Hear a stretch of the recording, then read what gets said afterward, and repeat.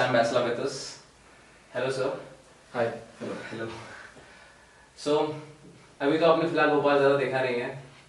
नहीं सिर्फ आपका university campus. So how you like the university? I liked it. I mean, I landed in the early morning and it was beautiful, peaceful, very serene. Delhi के हिसाब से कैसा climate है यहाँ पे? Climate in the morning was okay. Now it's getting hotter in comparison. Yeah. But the campus that you have is really beautiful. It's very peaceful and calm. I really liked it in comparison to Delhi, especially. It's very chaotic over there. So you are our guest of honor today, and even you are the also mentor for our mentoring panel. So tell our viewers something about mentorship and e-mentoring and all, about your venture. Tell them something about that. At the moment, I'm heading two companies. One of them is into social media marketing and digital marketing, basically, for the small businesses and startups. We primarily have been working with the American companies and European companies. Last month only we are setting up it in India also, because India is booming as a business, as a market for the social media marketing. Another company, Allied Corporation, that is into entrepreneurship and small business development. That's my first company which I started in 2011. So these are the two things that I am doing. Really passionate about it, and on and off, which may talks like this. I visit colleges and try to help the youngsters who are getting into the entrepreneurship and trying to do something good for the society and for themselves also. So how you have thought of helping our MBA students, being a mentor of our ESL?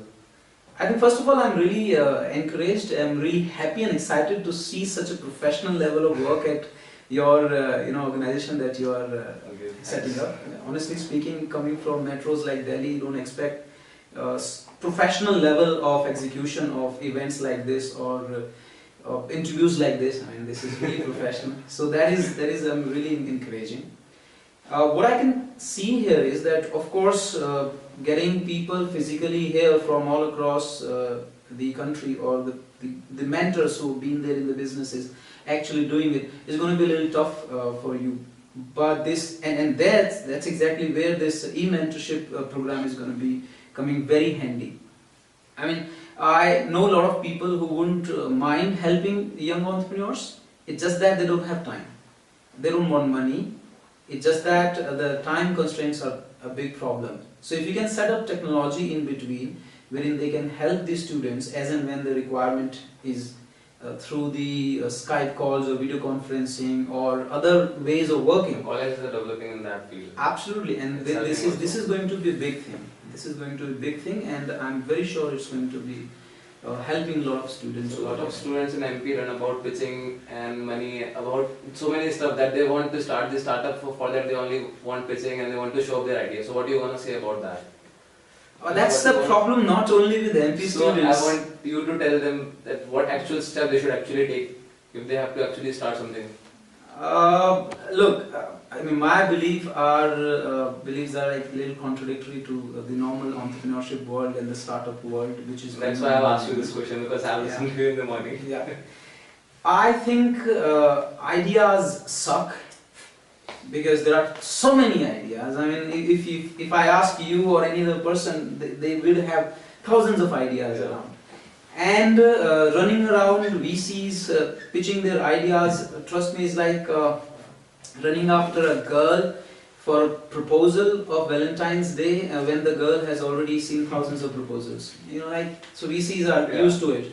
And they virtually know all the ideas that every entrepreneur, future entrepreneur, buddy entrepreneur is going to talk about. And everyone believes that my idea is going to change the world and it's the next Google or next Apple. So it doesn't make any impact. If you ask me from my point of view, we love prototype. So if you have an idea, you believe in it, work your ass off, build the prototype, get some market traction, then come to me. So what should be the basic foundation and steps the student should take? The one example that you have given me in the morning. Yeah. Just can you tell them? This philosophy that I have is really simple one. Yeah, this one was quite good. Yeah, and I personally believe in that, and this is what I've been doing. Most of the people, when they start companies, they start global, they think global, they see whole world and then they see problems around the world and they try to solve those problems. And in that whole game they get lost. So they start up something, they'll build an idea around 6 months or 1 year, then they give that up, and then they move on to something else. What I believe is that rather than going global, what you should look is really inside. You should, think and ask yourself a question: what are you good at? What are your passions? What you really believe in? And when you identify your skills and your passion, then you look around problems that you can solve using your passions. Because when you actually start a company, when you run a company, starting is easy, you see, it's very easy. And when you actually run a company, it becomes tough. It becomes really tough. You lose money, you face failures, and if the idea that you're working upon is not close to your heart or it's not your natural talent, you will give up. And that's how it happens. Most of the companies fail in 2-3 years and 5 years down the line.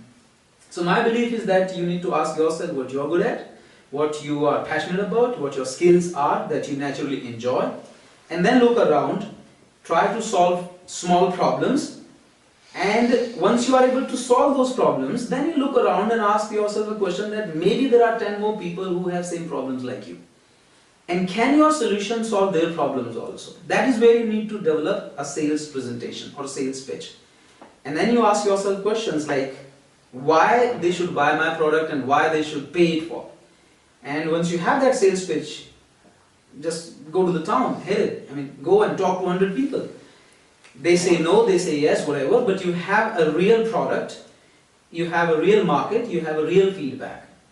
So business happens out there on the field. It doesn't happen on an Excel sheet, calculating those permutation combinations. It's not that. That's the real business. With that number, the real number, if you come to any venture capitalist or people like me who are ready to invest in small business ideas, we would listen to you more attentively. We'll give you more value rather than if you're coming out with a presentation and bunch of files and sheets and talking about some.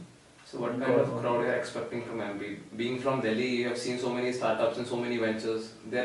Every next day something or the other come up. Yeah. So what kind of stuff you are expecting from MP? I'm not expecting anything different. Why? Because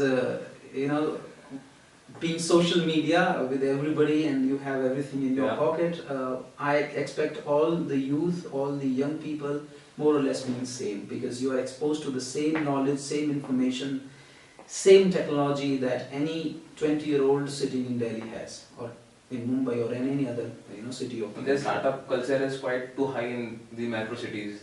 Every second or third day there too many ventures are there as compared to Bhopal. Bhopal has just named venture only 10 to 12, not more than that. Yes, in that regard, I would say it's more hyped in Delhi. I'm expecting it not to be that hyped in Bhopal.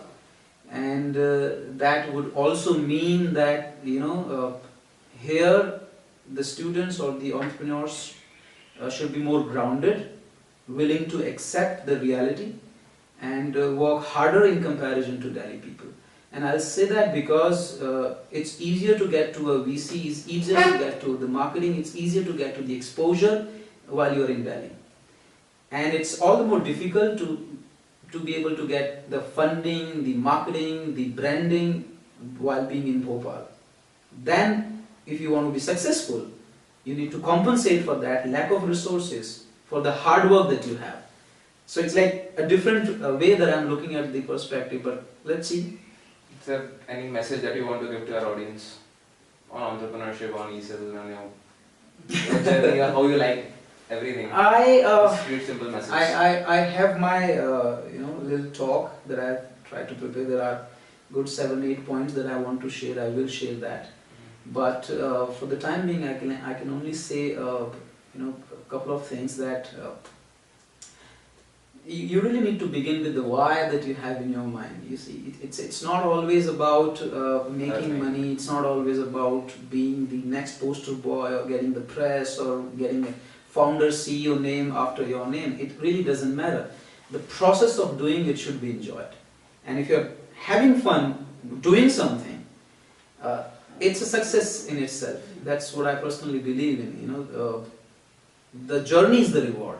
That's what I say, and that's what I believe in. You are not reaching anywhere. We are all sharing one destination. Everybody is going to go there eventually. But what you do while we are traveling to that destination, that is more enjoyable, that is more fun.